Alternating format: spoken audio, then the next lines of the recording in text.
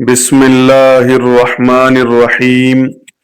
شروع اللہ کے نام سے جو بڑا مہربان اور نہایت رحم کرنے والا ہے۔ ناظرین کرام، امید ہے آپ سبھی حضرات خیر و عافیت کے ساتھ ہوں گے۔ تو دوستو، آج ہم آپ کے سامنے ایک ایسی عظیم اور بابرکت تسبیح کا ذکر لے کر حاضر ہوئے ہیں جو نہ صرف والدین کے دلوں کو سکون عطا کرتی ہے بلکہ اولاد کی دنیا و آخرت کی کامیابی، عزت، ترقی اور ہر قسم کی پریشانیوں سے نجات کا ضامن ہے۔ یہ وہ مبارک عمل ہے جسے چلتے پھرتے، اٹھتے بیٹھتے، وضو کے ساتھ یا بغیر وضو کے بھی پڑھا جا سکتا ہے، اور اللہ تعالیٰ اس کے پڑھنے والے کو ایسی عزت و محبت سے نوازتے ہیں کہ ہر زبان پر اس کا چرچا ہونے لگتا ہے۔ تو آئیے اس روحانی خزانے کی طرف قدم بڑھائیں اور دل کی گہرائیوں سے اسے اپنائیں۔ ناظرین کرام، قرآن کریم میں اللہ تبارک و تعالی ارشاد فرماتے ہیں اور انبیاء علیہم السلام کی دعائیں مشکور ہیں، رب اجعلنی مقیم الصلاۃ ومن ذریتی ربنا وتقبل دعا۔ اے میرے رب، مجھے اور میری اولاد کو نماز قائم کرنے والا بنا۔ اے ہمارے رب، میری دعا قبول فرما۔ اس سے ظاہر ہے کہ اولاد کی کامیابی کے لیے نیکی کی دعا اور ذکر کرنا بالکل جائز اور باعث اجر ہے۔ یہ ایک ایسی تسبیح ہے، یہ وہ عمل ہے جو اللہ کو اتنا محبوب ہے کہ اللہ فرماتا ہے وضو ہو یا نہ ہو، اولاد کی کامیابی کے لیے یہ تسبیح پڑھو۔ جو شخص یہ تسبیح چلتے پھرتے، اٹھتے بیٹھتے پڑھتا ہے، اللہ اسے بے شمار عزت سے نواز دیتا ہے۔ یہ تسبیح وہ عمل ہے کہ اگر اولاد پر کوئی پریشانی آتی ہے تو یہ تسبیح اس کا سہارا بن جاتی ہے۔ یہ تسبیح آسانیاں پیدا کر دیتی ہے۔ ناظرین، یہ تسبیح عام نہیں ہے، یہ ان لوگوں کے لیے ہے جو سچے دل سے چاہتے ہیں کہ ان کے اولاد زندگی کے ہر میدان میں کامیابی اور کامرانی حاصل کرے۔ وہ تسبیح کون سی ہے، وہ عمل کون سا ہے، یہ جاننے کے لیے ویڈیو کو آخر تک دیکھیے، کیونکہ آج ہم آپ کے لیے وہ عمل لائے ہیں جو آپ کی اولاد کو مصیبت سے بچائے گا انشاءاللہ۔ ناظرین، دنیا کی ہر حاجت، ہر دکھ، ہر بیماری اور ہر تنگی کا علاج کسی نہ کسی ذکر میں، کسی تسبیح میں لازمی موجود ہوتا ہے۔ ہماری آج کی تسبیح بھی ایک ایسی پیاری تسبیح ہے کہ جس میں انسان کی خواہشات، اس کی حاجات کی تکمیل موجود ہے۔ یہ الفاظ نہ صرف زمین پر کہے جاتے ہیں بلکہ آسمانوں میں فرشتے، انبیاء اور مقربین بارگاہ الہی کی زبان پر بھی یہ کلمات جاری رہتے ہیں۔ یہی وہ تسبیح ہے جو حضرت محمد مصطفیٰ صلی اللہ علیہ وسلم کی سب سے پسندیدہ تسبیح ہے، اور جو کوئی اپنی اولاد کی کامیابی کے لیے اس کو پڑھے گا، اللہ اس کی اولاد کو دن دگنی رات چوگنی ترقی عطا فرمائے گا۔ جب ہم حضور اکرم صلی اللہ علیہ وسلم کی سیرت پر نظر ڈالتے ہیں تو آپ کی دعوت دین کی بنیاد بھی اسی تسبیح پر رکھی گئی۔ یہ وہ عظیم کلمہ ہے جس نے کفر و شرک کی تاریکی کو چیر کر ایمان کی روشنی پھیلائی۔ یہی کلمہ تھا جس کی صدائیں مکہ کی گلیوں میں گونجتی تھی، اور یہی کلمہ تھا جس پر صحابہ نے اپنی جانیں قربان کی۔ حضرت بلال کی اذیتیں، حضرت خباب کی قربانیاں، حضرت یاسر اور سمیہ کی شہادتیں سب اسی تسبیح کے سبب تھی۔ ناظرین، دنیا کے اندر جتنے بھی انقلاب آئے، جتنی بھی اصلاحی تحریکیں برپا ہوئیں، ان میں سب سے زیادہ کامیاب اور پائیدار انقلاب وہ تھا جو اللہ کے آخری نبی حضرت محمد صلی اللہ علیہ وسلم نے لایا۔ یہ انقلاب محض حکومت یا معاشرتی تبدیلی کا انقلاب نہیں تھا، بلکہ یہ دلوں کا انقلاب، اخلاقی کا انقلاب، عقیدے کا انقلاب اور انسانیت کو حیوانیت سے نکال کر رب کی طرف لوٹانے کا انقلاب تھا۔ آپ نے جن حالات میں دین اسلام کی دعوت کا آغاز فرمایا وہ معاشرہ عقائد میں بگڑا ہوا، رسم و رواج میں الجھا ہوا، اخلاق پستی میں گرا ہوا اور ظلم و جبر سے بھرا ہوا تھا۔ ایسے ماحول میں جب ہر طرف شرک، ظلم، ناحق خون ریزی، سود اور جبر کا بازار گرم تھا تو اللہ نے اپنے محبوب کو مبعوث فرمایا تاکہ وہ لوگوں کو اندھیروں سے نکال کر نور کی طرف لائیں۔ نبی اکرم کی دعوت کا پہلا اور بنیادی پیغام توحید تھا۔ آپ نے سب سے پہلے جس بات کی طرف لوگوں کو بلایا وہ یہ تھی، لا الہ الا اللہ محمد الرسول اللہ، یعنی اللہ کے سوا کوئی معبود نہیں اور محمد صلی اللہ علیہ وسلم اللہ کے رسول ہیں۔ یہ کلمہ اس پورے باطل نظام کے خلاف ایک اعلان جنگ تھا جس پر عرب معاشرہ قائم تھا، کیونکہ وہ تو بتوں کو پوجتے تھے، ان کی رسومات اور معاشرہ بت پرستی پر مبنی تھا۔ توحید کا پیغام صرف ایک نظریہ نہیں تھا بلکہ وہ پورے معاشرے کو بدلنے کی تحریک تھی۔ حضور صلی اللہ علیہ وسلم نے دین کی دعوت کے آغاز میں سب سے پہلے اپنے قریبی لوگوں کو دعوت دی۔ آپ نے حضرت خدیجہ رضی اللہ تعالی عنہا، حضرت علی رضی اللہ تعالی عنہ، حضرت زید بن حارث اور حضرت ابو بکر رضی اللہ تعالی عنہما کو اسلام کی طرف بلایا۔ یہ سب اسلام قبول کر گئے اور یوں دعوت دین کا پہلا قافلہ تیار ہوا۔ آپ صلی اللہ علیہ وسلم نے ابتدا میں 3 سال تک دین کی دعوت کو خفیہ رکھا۔ یہ وہ وقت تھا جب مکہ کے مشرکین کا ظلم و جبر عروج پر تھا اور ایک نئی دعوت کو برداشت کرنا ان کے لیے ناقابل قبول تھا۔ آپ صلی اللہ علیہ وسلم نے لوگوں کو انفرادی طور پر بلایا اور دار ارقم کو مرکز بنایا۔ وہاں بیٹھ کر قرآن پڑھایا، ایمان کی باتیں کی اور صحابہ کی تربیت کی۔ جب اللہ کا حکم نازل ہوا وَأَنذِرْ عَشِيرَتَكَ الْأَقْرَبِينَ، تو آپ صلی اللہ علیہ وسلم نے صفا پہاڑی پر کھڑے ہو کر قریش کے تمام سرداروں کو بلایا اور ان سے فرمایا کہ اگر میں کہوں کہ اس پہاڑ کے پیچھے ایک لشکر ہے جو تم پر حملہ کرنے والا ہے تو کیا تم میری بات مانو گے؟ سب نے کہا ہاں، ہم نے آپ کو کبھی جھوٹ بولتے نہیں پایا۔ آپ نے فرمایا تو میں تمہیں خبردار کرتا ہوں کہ ایک سخت دن آنے والا ہے، اور پھر اللہ کی توحید کی دعوت دی۔ قریش چونک گئے اور سب سے پہلے ابو لہب نے مخالفت کی اور کہا تیرے لیے ہلاکت ہو، کیا اس لیے ہمیں جمع کیا تھا؟ اسی پر سورہ تبت یدا ابی لہب نازل ہوئی۔ نبی اکرم صلی اللہ علیہ وسلم نے جب دین کی دعوت کھلم کھلا دینا شروع کیا تو مشرکین مکہ آپ کے سخت مخالف ہو گئے۔ آپ اور آپ کے صحابہ پر ظلم و ستم کے پہاڑ توڑے گئے، لیکن کسی نے صبر کا دامن نہیں چھوڑا۔ مشرکین نبی اکرم صلی اللہ علیہ وسلم کو ساحر، مجنون، شاعر، کہانت کرنے والا جیسے القابات سے پکارنے لگے۔ ان کے سردار کہتے یہ کیا باتیں کرتا ہے؟ کیا معبود صرف ایک ہی ہے؟ یہ تو تعجب کی بات ہے۔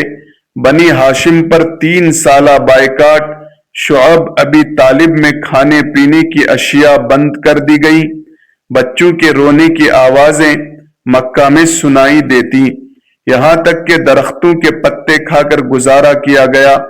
حضرت بلال کو گرم ریت پر لٹا کر سینے پر پتھر رکھے گئے اور کہا گیا لات و عزا کو پکارو، لیکن بلال کہتے رہے احد احد۔ حضرت خباب کی پیٹھ پر دہکتے کوئلے رکھے گئے۔ حضرت یاسر رضی اللہ تعالی عنہ اور سمیہ رضی اللہ تعالی عنہ کو اذیت دی گئی، یہاں تک کہ سمیہ رضی اللہ تعالی عنہ اسلام کی پہلی شہیدہ بنی۔ جب مکہ میں زمین تنگ ہو گئی، جب پتھر دل والوں نے پتھر برسائے تو رحمت عالم نے اپنے قدموں کا رخ طائف کی جانب کیا، شاید وہاں کوئی دل ہو جو سن لے، کوئی سینہ ہو جو ایمان کے نور سے روشن ہو جائے۔ تھوڑا ٹھہرے پھر جذباتی انداز، مگر طائف کی فضائیں بھی بے مہر نکلی۔ گلیوں میں بچے، نوجوان، بوڑھے سب نے آپ پر پتھر برسا دیے، قدم لہولان، جسم زخمی، مگر لبوں پر کیا تھا؟ نہ بد دعا نہ شکوہ، صرف یہ عرض، اے میرے رب، اگر تو مجھ سے ناراض نہیں تو مجھے کسی کی پرواہ نہیں۔ نرمی سے محبت کے رنگ میں یہ وہ لمحہ تھا جب آسمان بھی جھک گیا اور جبرائیل امین حاضر ہوئے۔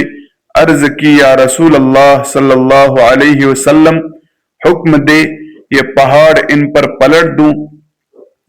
مگر رحمت عالم صلی اللہ علیہ وسلم نے فرمایا، نہیں، میں امید رکھتا ہوں کہ ان کی نسلوں سے وہ لوگ پیدا ہوں گے جو اللہ کو مانیں گے۔ زخموں میں بھی دعا، پتھروں میں بھی محبت، اور نفرت کے جواب میں رحمت کا سمندر، یہی وہ پیغام ہے جو آج بھی ہمیں پکار رہا ہے۔ صبر کرو، محبت پھیلاؤ، کیونکہ یہی سنت مصطفیٰ صلی اللہ علیہ وسلم ہے۔ جب مکہ میں ظلم و ستم حد سے بڑھ گیا تو اللہ کے حکم سے آپ نے مدینے کی طرف ہجرت فرمائی۔ مشرکین مکہ نے قتل کا منصوبہ بنایا، لیکن اللہ نے حفاظت فرمائی۔ حضرت علی رضی اللہ تعالی عنہ کو اپنے بستر پر سلا کر آپ صلی اللہ علیہ وسلم رات کے اندھیرے میں روانہ ہوئے۔ غار سور میں حضرت ابوبکر صدیق رضی اللہ تعالی عنہ کا خوف اور آپ صلی اللہ علیہ وسلم کا اطمینان، یہ واقعہ ہمارے لیے صبر اور توکل کی عظیم مثال ہے۔ آخر کار وہ دن آ پہنچا جب نبی اکرم صلی اللہ علیہ وسلم 10,000 صحابہ کے ساتھ مکہ میں فاتح بن کر داخل ہوئے۔ یہی وہ مکہ تھا جہاں آپ پر سب سے زیادہ ظلم ہوئے تھے، لیکن آپ صلی اللہ علیہ وسلم نے بدلہ لینے کے بجائے سب کو معاف کر دیا اور فرمایا، آج تم پر کوئی گرفت نہیں، اللہ تمہیں معاف کرے۔ یہ تھا آپ صلی اللہ علیہ وسلم کا اخلاق، اور یہی تسبیح آپ صلی اللہ علیہ وسلم کی دعوت کی اصل روح تھی۔ اسی لیے اسی تسبیح کی وجہ سے آپ صلی اللہ علیہ وسلم پر اور آپ کے اصحاب پر ظلم و ستم کی انتہا کر دی گئی، لیکن نہ تو آپ نے اس تسبیح کو چھوڑا، نہ ہی دعوت حق کو چھوڑا، اور نہ ہی آپ کے صحابہ اور اہل بیت نے اس تسبیح کو چھوڑا۔ اس تسبیح کی وجہ سے اللہ تبارک و تعالی نے ہر آزمائش میں ثابت قدم رکھا، اور آپ کی ہر خواہش کا احترام کرتے ہوئے آپ صلی اللہ علیہ وسلم کو اپنے مقصد حق میں کامیاب رکھا۔ نبی اکرم صلی اللہ علیہ وسلم کی دعوت کا محور صرف توحید، عبادت اور اخلاقی تربیت نہیں تھا، بلکہ اس میں صبر، استقامت، رحمت، برداشت اور اخلاص جیسی اعلیٰ صفات بھی شامل تھی۔ آپ صلی اللہ علیہ وسلم نے ہمیں سکھایا کہ دین کی راہ میں مشکلات آتی ہیں، دل دکھتے ہیں، راستے بند ہوتے ہیں، لیکن صبر، یقین اور اللہ سے تعلق قائم رکھو تو وہی راستے کھلتے ہیں، وہی دشمن دوست بن جاتے ہیں اور اندھیرے اجالوں میں بدل جاتے ہیں۔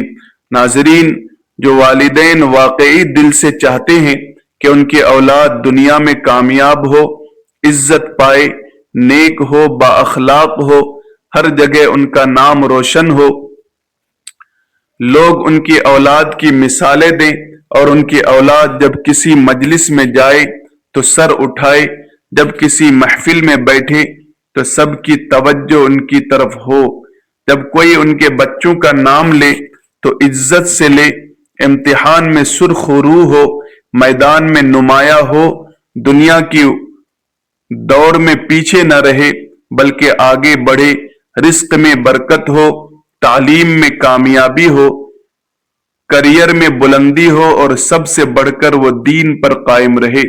والدین کی آنکھوں کی ٹھنڈک بنے، ان کی دعاؤں کا اثر ان کی زندگی میں نظر آئے۔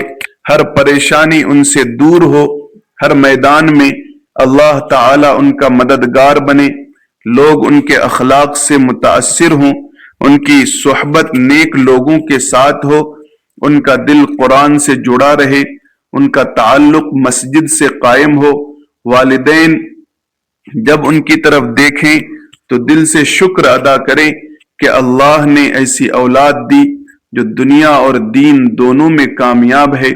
یہ ہر اس ماں باپ کا خواب ہوتا ہے جو اپنی اولاد کے لیے دن رات دعائیں کرتے ہیں، جو ان کی خوشی میں اپنی خوشی سمجھتے ہیں، جو چاہتے ہیں کہ ان کے بعد ان کی اولاد ان کا نام روشن کرے اور نیکی کا ذریعہ بنے۔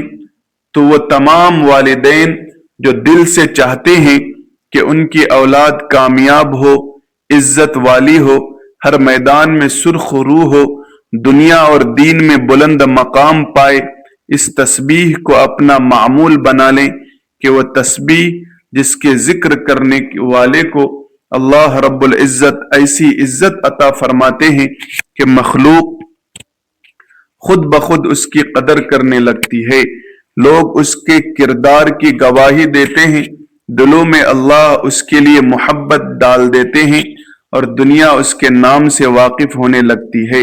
یہ تسبیح اللہ کے ایسے مبارک کلمات پر مشتمل ہے کہ جو شخص اسے روزانہ پڑھتا ہے اس کے راستے کی رکاوٹیں خود بخود دور ہونے لگتی ہیں، مشکلات آسانیوں میں بدل جاتی ہے اور جو مقصد دور نظر آ رہا ہوتا ہے وہ قریب آ جاتا ہے۔ اس تسبیح کی برکت سے انسان کا بگڑا ہوا مقدر سنورنے لگتا ہے، عزت و عظمت اس کے قدم چومنے لگتی ہے، یہاں تک کہ اگر خاک میں بھی پڑا ہوا ہو تو اللہ اسے اٹھا کر سونا بنا دیتا ہے۔ تو ناظرین کرام، جن کا رزق رک گیا ہو وہ کھلنے لگتا ہے، جو دروازے بند ہوں وہ کھلنے لگتے ہیں، اور دل کو ایک ایسا سکون عطا ہوتا ہے جو صرف اللہ کے ذکر سے نصیب ہوتا ہے۔ تو یہ تسبیح جو ہے کامیابی کا وہ ذریعہ ہے جو صرف زبان پر چند کلمات لانے سے دل و دماغ اور زندگی کو اللہ کی رحمت سے بھر دیتے ہیں۔ اگر آپ چاہتے ہیں کہ آپ کی اولاد دنیا میں کامیاب ہو، لوگوں میں ان کی عزت ہو، ہر جگہ ان کا چرچا ہو، وہ نیک بنے، آپ کے دل کا سکون بنے، آپ کی دعائیں ان کی زندگی سنوار دیں، تو روزانہ ایک بہت ہی خاص، پیاری اور عظیم تسبیح ہے، اس کو اپنی زندگی کا حصہ بنا لو۔ وضو ہو یا نہ ہو، کسی بھی وقت کسی بھی حالت میں زبان پر اس تسبیح کو جاری رکھیں، نماز کے بعد پڑھیں، چلتے پھرتے کام کرتے ہوئے یا دن کے کسی بھی حصے میں دل سے اس ذکر کو کریں، کم سے کم 100 بار، اور اگر ممکن ہو تو پانی پر دم کر کے بچوں کو پلائیں یا گھر میں چھڑک دیں تاکہ اللہ کی رحمتیں، برکتیں اور محبت آپ کے گھر پر نازل ہو، دل نرم ہو، رشتے جڑیں اور اللہ کا قرب نصیب ہو۔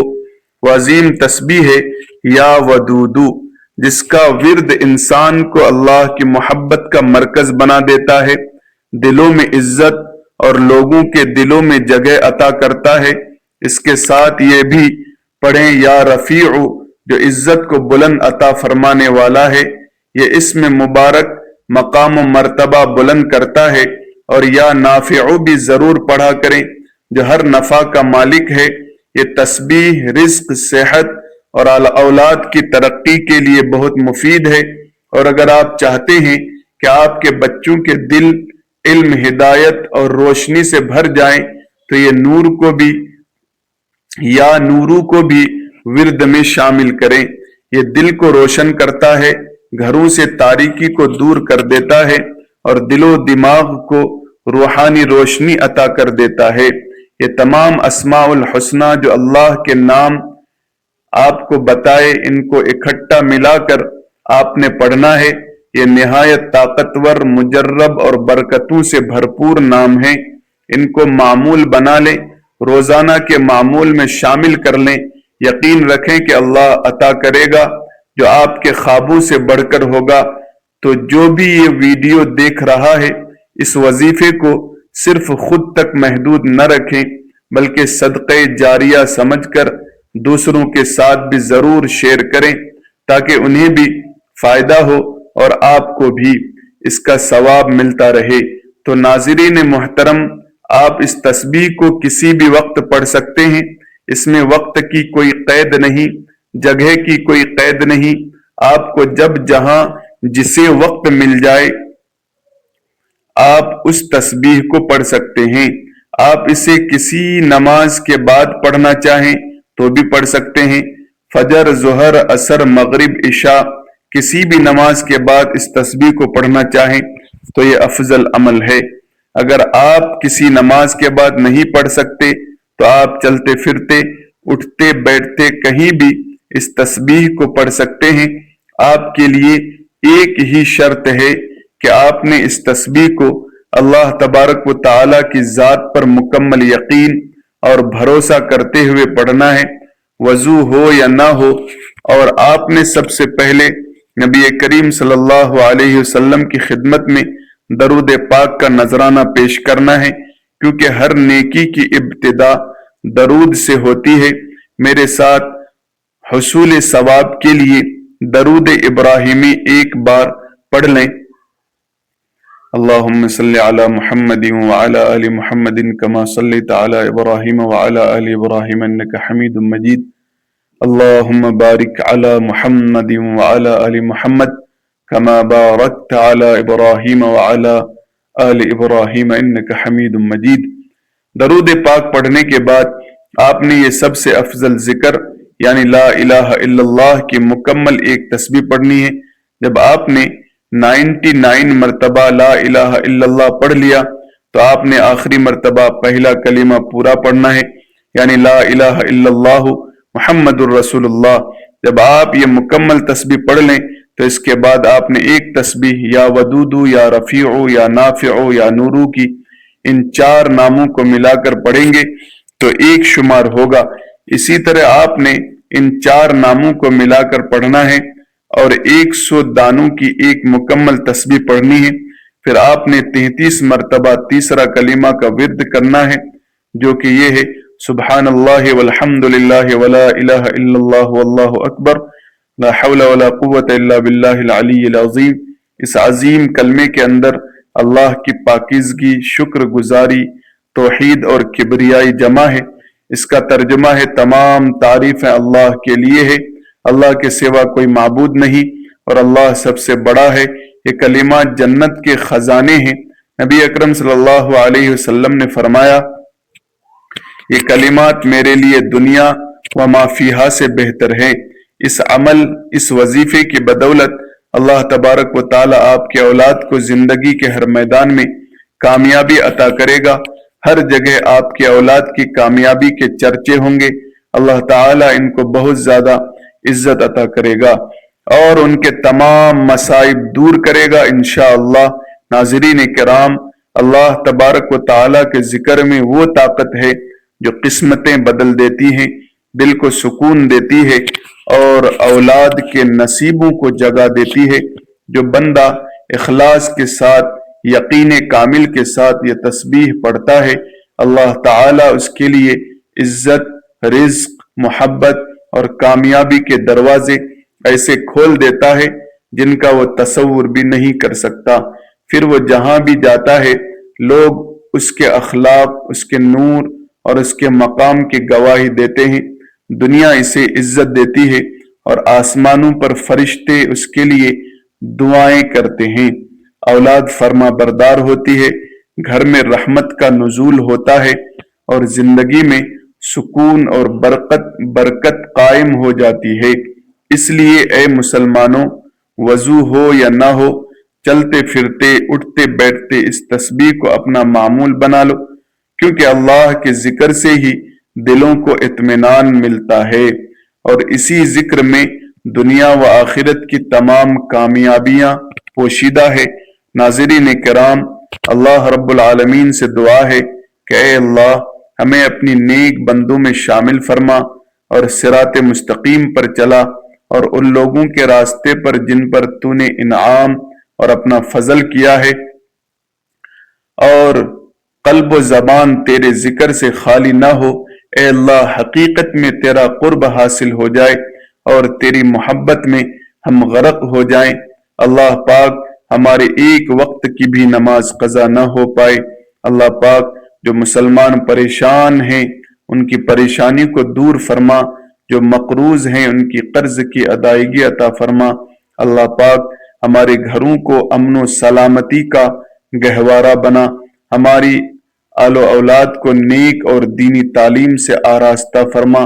ناظرین کرام، ویڈیو اچھی لگی ہو تو لائک کریں، اپنے دوستوں کو ضرور شیئر کریں، سبسکرائب کر کے بیل کی گھنٹی کو دبائیں، اور کمنٹ باکس میں اس ناچیز اور حقیر کے لیے اصلاح کے چند کلمات ضرور لکھیں تاکہ میری حوصلہ افزائی ہو جائے۔ جزاکم اللہ خیرا کثیرا۔ السلام علیکم ورحمۃ اللہ وبرکاتہ۔